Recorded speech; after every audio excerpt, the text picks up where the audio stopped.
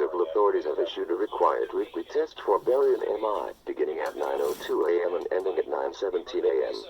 This is a required weekly test of the Southwestern Michigan Emergency Alert System originating from the Berrien County Emergency Operations Center.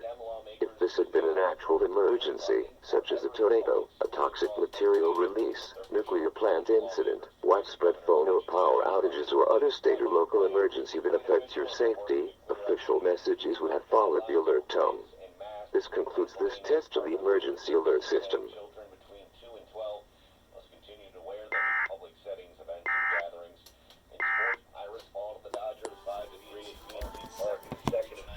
Alright. Tyler Anderson on the hill. As OTAs continue for the Steelers, backup quarterback Mason Rudolph speaking to reporters as he signed that QB1 spot. Big Ben retires. That's my goal. He started quarterback.